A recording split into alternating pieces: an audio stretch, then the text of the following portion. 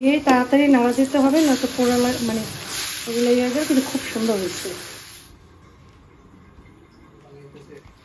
দেখছো? বাটার দিছি পর কি সুন্দর হয়ে গেছে। এই সাগর আইছে, সাগর নাম দিয়েছে। আমাদের এই যে নিচে এইটা পুরো ক্লিন করছে। এখন এখন যেটা করব, এগুলা পাঁচটা সব পরিষ্কার।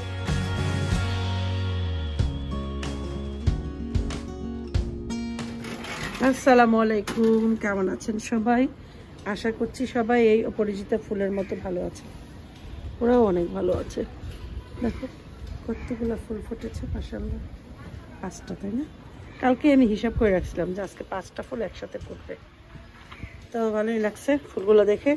আজকে সন্ধ্যার পর ফুলগুলো তুলে ফেলবো, কারণ একদিনের বেশ অপরিচিত থাকে না। তুলে আজকে তুলবো না, কালকে তুলবো, তাহলে শুকিয়ে যাবে কতটা। এখন থেকে শুকনো ফুল রেখে দেব, এই শুকনো ফুল জমাবো, তারপরে এই ফুল দিয়ে যে কোনো সময় চা খাওয়া যাবে। আর এইটার চা খাওয়া শরীরের জন্য খুবই ভালো। যাদের অপরিচিত গাছ নেই তারা ব্যালকনিতে সবাই একটা অপরিচিত গাছ লাগিয়ে রাখবেন। এই যেমন এটা, এই মাছিটা যা, একটা মাছি বসে আছে, সরেও না। এই একটা, এটা কালকে ফুটবে। এরকম এখন কিছুদিন ফুটবে ফুল।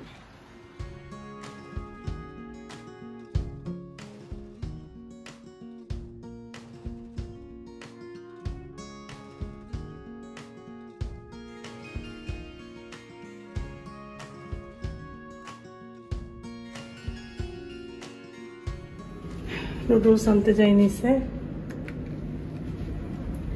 ওই নুডলস কালকে গেছিলাম আনতে, কিন্তু টুডলসটা পাওয়া যায় নাই। কোকোলা আবার ওরা খায় না, ওরা টুডলসটা খায়। তো আফিফ শুয়ে পড়ছে, আসলে আব্বু ঘুমায়, এখন বাজে দুপুর 1:30। আসলে আব্বু সকালে সজাগ ছিল, সারা সজাগ। আর আসিফ তো এমনিতেই সকালে ঘুমায়। আর আফিফ স্কুল দিয়ে এসে একটু নাস্তা খেয়ে ঘুম দিছে। তো এখন আমারই যাইতে হইতেছে, আর কেউ নাই বাসায়, নিচে গার্ডও নেই, গার্ড এখনো আসে নাই, বাড়িতে গেছে। সেজন্য আমি যাই, এই তো পাশেই দোকান, এই সাইডে দোকানটা নিয়ে আসি। এইরকমই হয়, দেখা যায় যদি বাসা ঠিক মতো জিনিসপত্র না নিয়ে বাসায় আসি, তাহলে আবার দৌড়াইতে হয়। নিয়ে আসি, দরজাটা আটকাই দিই ভিতর দিয়ে, মানুষজন নাই। মানুষ চুরি চামারি একদম হইতেই আছে জায়গায় জায়গায়, গার্ডও নাই।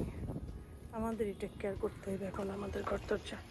একটু সানস্ক্রিন দেবো করে ভুলে গেছি, বাইরে বেরোলে একটু সানস্ক্রিন না দিলে তো মুখটা পুড়ে যায়।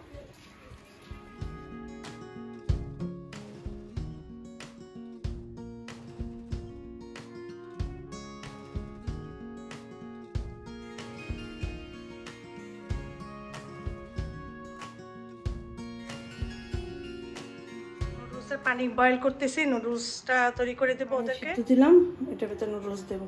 তো নুডলসটা করব, আর হচ্ছে গিয়ে ইয়া বানাবো আমাদের জন্য ভাত। কালকে চিকেন ভুনা করছিলাম, তো চিকেনের তরকারি অল্প আছে, ডাল আছে, ওইটা খাবো। আর ওরা ওই চিকেন, আগের রাতে চিকেন রান্না করা খেতে চায় না। আফিফ তাও একটু খায়, আসিফ তো টোটালি না। তো আবার দুইজনের জন্য আলাদা আলাদা করবো, সেই জন্য একসাথে নুডলস করে দেবো। তো অনেকেই মানে ইয়া করে, আমাদের দেশে যারা থাকে অনেকেই বলে দুপুরবেলাও নুডলস খায়, পরোটা খায়, রাত্রে এরকমের খায়। হ্যাঁ, ভাত খাইতে ইচ্ছা করে না। আসলে ওরা কোনো ভাই ভাত পছন্দ করে না, ভাতটা জাস্ট আর কি, এখন বলে না যে কিছু করার নাই, এরকম। আর মা রান্না করে দেয়, কিছু করার নাই, ভাত খেতে চায় না। ওদের যদি সারা জীবনও ভাত না খেয়ে অন্য খাবার দেয়, ওইটাই খাবে। এটা না যে অন্য খাবার খেতে খেতে বোরিং হবে, তখন ঠিকই ভাতের দিকে আসবে, সেটা আবার না। ভাত সহজে খেতে চায় না, না ভাত বলতে সাদা ভাত খাবে, পোলাও পছন্দ করে, বিরিয়ানি পছন্দ করে, যাই হোক।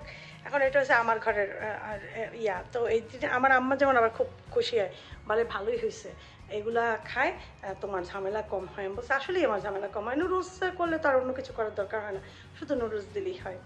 আবার পরোটা করলে যে কোনো একটা আইটেম করলেই হয়, চিকেনের আইটেম বা বুটের ডাল, হ্যাঁ, যে কোনো এরকম থাকলে, ডিম পোস্ট বা ভাজি, পরোটা আর ডিম পোস্ট দিলেই ওরা ভালো খায়। তো আমার ঝামেলা হয় না। আবার যেদিন স্যান্ডউইচ খাবে ওই যে আলু দিয়ে আলু টিকি বানিয়ে স্যান্ডউইচ করে দিলে খাবে, মানে বার্গারের মতো করে দিলে খাবে, তারপরে অন্য কিছু দিলে খাবে, ডিম দিয়ে স্যান্ডউইচ করে দিলেও খাবে, চিকেন সসেস মানে হটডগ দিয়ে করে দিলেও খাবে। তো ওদের খাওয়া নিয়ে আমার কোনো টেনশন হয় না।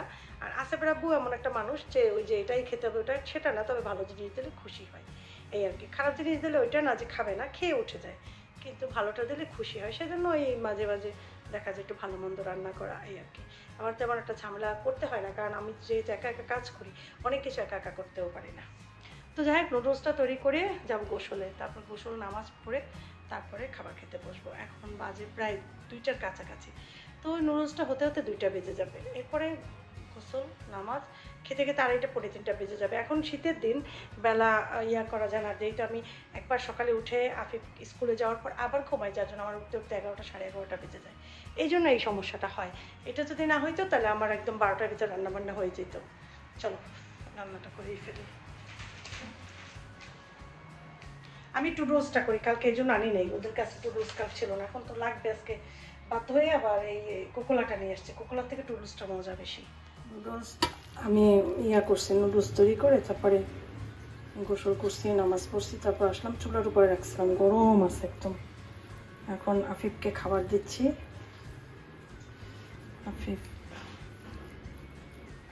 আফিফ খাবে আর আমাদের তরকারিগুলো গরম দেব, ডাল চিকেনের তরকারি।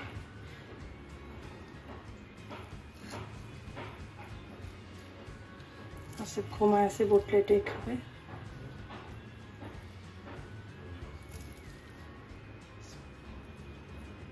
আফিফ আসো। বাজে হচ্ছে 3টা। এখন ওয়েদারটা এত সুন্দর, মানে ব্যালকনিতে আসলেও ভালো লাগে, গরম লাগে না, শান্তি লাগে। তো এখন তো 3টা, 4টার ভিতরে একদম মনে হয় যেন মানে সন্ধ্যা হয় 5টায় তো পুরো সন্ধ্যা, তাই না? দিনের মানে নাগাল পাওয়া যায় না এখন আর। কোথাও যাইতে হলে 3টার থেকেই রেডি হয়ে যাওয়া উচিত। সে টিউশনে গেছো আব্বু? আল্লাহ হাফেজ, সাবধানে যাইও। ঠিক আছে, দৌড়াদৌড়ি করতে করতে যাইও। চা না খেলে ভালো লাগে না, তাই না?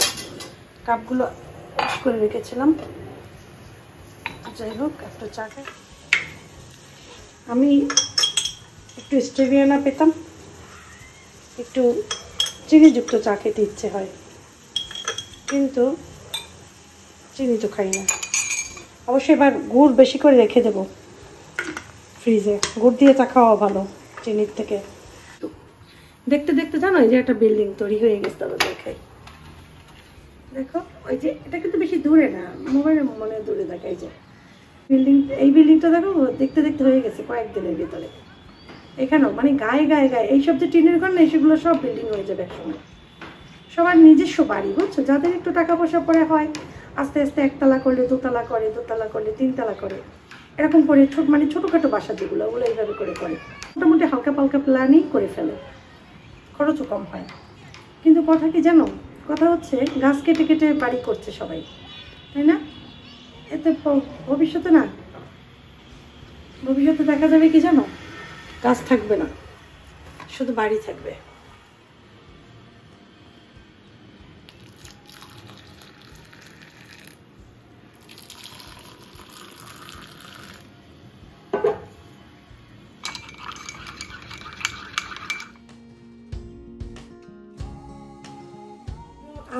আসিফের আব্বু চলে গেছে। আসিফের আজকে ব্লাড টেস্ট, ওর 1.5 মাস 2 মাস এরকম একটা ডাক্তার টাইম দেয়, প্রতিবারই ব্লাড টেস্ট করে, কারণ ওকে যে মেডিসিন খাওয়ানো হয় সেই জন্য ব্লাড টেস্ট করতে হয়। তো সেটা করতে গেছে, ইসিজিও করে ওই সময়। আর আমি তো অনেক কাজ করছি আজকে, আমি দেখাই। নিচে এইটা পুরো ক্লিন করছে। এখন যেটা করব, এগুলা পাশটা সব পরিষ্কার করছে। এখন এইখানে যেহেতু ক্যাবিনেট করা নাই, তো ভিডিও করতে গেলে অনেক পচা দেখায়, তো এইটা নিচটা পুরা কাপড় দিয়ে সুন্দর করে মানে পর্দা দিতে চাচ্ছিলাম। এখন দেখি কিভাবে দেয়া যায়, কারণ দিলে ভালো লাগবে দেখতে। অ্যাকচুয়ালি বাসাটা যত সুন্দর, কিচেনে আসলে নিচের দিকে তাকালে আর ভালো লাগে না। কীভাবে যে সুন্দর করা যে অনেক মানে চিন্তা করছি। এমন এই জায়গা তো ক্যাবিনেট করে নিলে লাভ নেই কোনো, কারণ এখানে দেখা যায় বাসা কখন ছাড়া হয়, কখন কিছু করা হয় এটা বলা যায় না। তো আমি এই নিচে কাপড় দিয়ে সুন্দর করে একটু ডেকোরেশন করে মানে কভার করে দিব, দেখতে ভালো লাগবে। কিভাবে করব সেটা দেখাবো, যাদের আমার মতো কিচেন আছে তাদের জন্য একটা বড় হেল্প হবে। সেজন্য সেভাবে করে যেদিন করব সেদিন আমি দেখাবো, খুব শীঘ্রই ইনশাল্লাহ দেখাবো। তো এই আর কি। আর এই যে দেখো এই গ্লাস সব পরিষ্কার করেছি। আসলে আমি প্রচুর কাজ করি, সব ক্যামেরায় নিয়ে আসতে পারি না। আর এই তো এখন কিচেনটাকে একটু অর্গানাইজ করব, কারণ উপরে ওই যে হাঁড়ি পাতিলগুলো সরাবো, সব কিছু ঠিক করে জায়গাটা একদম সুন্দর করব। লাউ ভাজি বসাইছি, লাউয়ের পর পরোটা বানাবো। আর পালং শাক যেটা করবো না সেটা শেয়ার করবো, যেন লাউ ভাজি কোটাকে আমি শুধু পেঁয়াজ আর কাঁচামরিচ ভালোভাবে তেলে ভাজছি, একটু হলুদ দিয়ে, তারপরে দিয়ে দিচ্ছি পুরো পানি বয়েল যখন এরকম হবে, একদম পালং শাকটাকে কুটে ছোট ছোট করে টুকরা করে রাখতে হবে। তারপর সাথে একসাথে এই মানে যত তাড়াতাড়ি দেওয়া যায় একসাথে হলে ভালো হয়। দিলাম আর রাখবো ঠিক 1 থেকে 1.5 মিনিট, এতখানি। মানে ওটা নির্ভর করবে পালং শাকটা একটু নরম হওয়া পর্যন্ত, তেমন কিছু না কিন্তু, ঠিক আছে, জাস্ট একটু নরম। এটা প্রত্যেকটাকে রান্না করতে হবে, মানে এরকম জাস্ট আমি নিচেরটা উপরে আর উপরেরটা নিচের এরকম করে দিছি, ঠিক আছে। ফ্রিজের পানি, ঠিক আছে, বরফ পানিটা আমি এটা ভিতরে দেবো।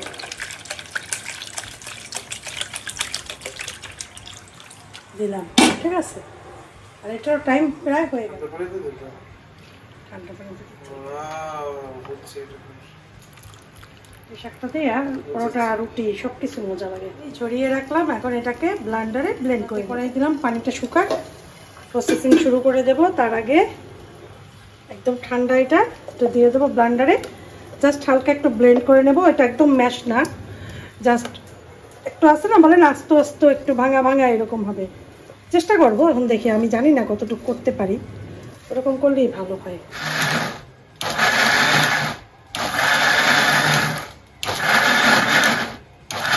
তার আগে ফ্রাই প্যানে দিতে হবে তেল দেওয়ার পরে তেলটা একটু গরম হলে দিতে হবে 1 চামচ জিরা।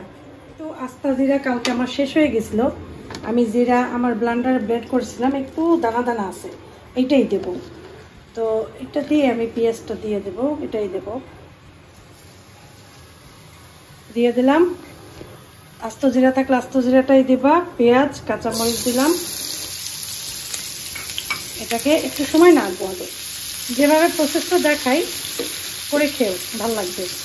তো কিছু দিয়ে আদাটাকে এরকম করে দেবা বা গ্রেট করে, রসুন দেবা অনেকখানি, ঠিক আছে, এমনিতেই ফ্লেভার আসবে ভালো, আর লাগবে না দেয়া। তারপরে এটাকে আবার ভাজা দেবা, স্বাদ মতো লবণ দিয়ে দিতে হবে, দিলাম লবণ। একটু ভাজা হয়ে আসবে, তখন এটার ভিতরে গ্রাম ফ্লাওয়ার মানে বেসন 1-2 চামচের মতো বেসন দেবা, ঠিক আমি দেখাই, এতটুকু দিয়ে এটাকে আবার একটু ভাজবা। আগে দেখে নিই কতটুকু দিছি, লাগলে আর একটু দেবো। যখন এটা কাঁচা গন্ধ যাবে তখন এটার ভিতরে দিতে হবে একটুখানি ধনিয়ার পাউডার। হ্যাঁ, এটা কিন্তু ধনিয়া পাউডার অল্প করেই দিবা, বেশি দেওয়ার দরকার নাই। আর মরিচের গুঁড়া অল্প একটুখানি দিবা। দিক থেকে কি যেন না দেওয়াই কিছু ভালো, একদম ডাইরেক্ট করলে না কালারটা সুন্দর আসবে। তাও আমি হালকা করে একটু মরিচের পাউডার দিলাম। এটা একটু লাল খায় আসলে তরকারিটা, মানে একদম সাদা খায় না, মানে গ্রিন খায় না একদম। পালাক পানির যেমন একটু গ্রিন হয়, এটা আবার এতটা গ্রিন হবে না। তারপরে এটার ভিতরে একটা জিনিস অ্যাড করব, সেটা হচ্ছে তোমরা দিলে দেবা না ম্যাজিক মশলা, এটা দিলে আরও টেস্ট বেড়ে যাবে। অনেক বেশি দেবো না, কালার নষ্ট হয়ে যাবে, অল্প দিলাম, ঠিক আছে। 1 প্যাকেটের অর্ধেকটা দিলাম। মরিচ কিন্তু আমি অনেক দিয়েছি এখানে, ঠিক আছে, কাঁচা মরিচ। এখন আমি ওটাকে ঢেলে দেবো, দেখো কি পরিমাণ গ্রিন হয়েছে। এটাকে এটার ভিতরে ঢেলে দেবো, তাড়াতাড়ি নাড়া দিতে হবে, না তো পোড়া মানে এগুলো হয়ে যাবে। কিন্তু খুব সুন্দর হয়েছে, আমি মানে খালি চোখে দেখতেছি, এত সুন্দর দেখাচ্ছে যা বলার মতো না। তোমরা এভাবে করে এটা খেয়ে দেখো যে কতটা ঘ্রাণ বের হয়ে গেছে। বেসন দেওয়ার কারণে এত সুন্দর একটা স্মেল বের হয়েছে, এটা পানি দেবো এই এতটুকু। ওই ব্লেন্ডারের কভারের মানে ব্লেন্ডারের ইয়ার ভিতরেই দিয়ে দিচ্ছি, কারণ আরেকটু দিতে হবে, কারণ বেসন দেওয়ার কারণে এটা কিন্তু এমনিতে একটু ঘন হয়ে যাবে, ঠিক আছে? তো এটা আইডিয়া করে নিবা, যে যেভাবে খেতে চাও। কেউ শক্ত খেলে শক্ত খাবা, কেউ পাতলা খেলে পাতলা খাবা। রান্না এমন একটা জিনিস যে অমুকে এরকম করছে বা এই রেসিপি এই রকমেরই করতে হয় এরকমের না, কিন্তু রেসিপিটা সম্পূর্ণ নিজের উপরে। হয়তো সে যেভাবে করছে আমার কাছে সেটা ভালো নাও লাগতে পারে, আমি আমার মতো করে করবো। এটাই হচ্ছে মেনটা কুলায়। দেখি তো লবণ, এত মজা হয়েছে, এত মজা হয়েছে, এটা অবশ্যই খাবা। আর ম্যাগি কিউব অথবা এরকম একটা দিবা যদি এটা খালি খাওয়া। বানাইতেছি, এখন ভাজবো।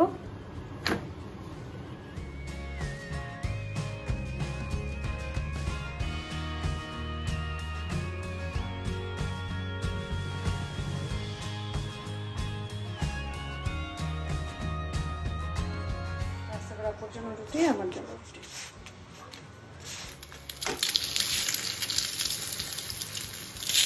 বাটার আনতে গেছিলো, যার জন্য চুল অফ করে রাখছিলাম। ততক্ষণে আমি ইয়া করছি, মানে পরোটাগুলো বানাই ফেলেছি। এটার ভিতরে এই যে বাটার, এখান থেকে ধুয়ে নিই একটু। যাই হোক, এটার থেকে এটা হচ্ছে বাটার পাতে মাখনটা এটার উপর একটু দিয়ে দেবো। আগে একটু গরম হোক, তারপরে তা দিয়া তাই হয়েছে।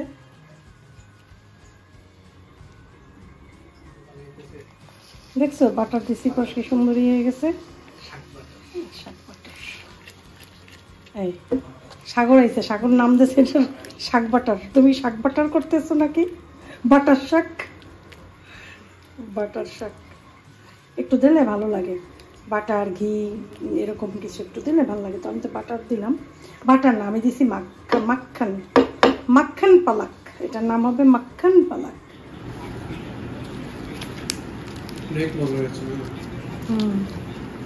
পরোটা দিয়ে বেশি মজা। আমরা তো রুটি নিয়েছি, পরোটা খাবো না, সেই জন্য পরোটা শক্ত হয়ে গেছে। রুটিটা একটু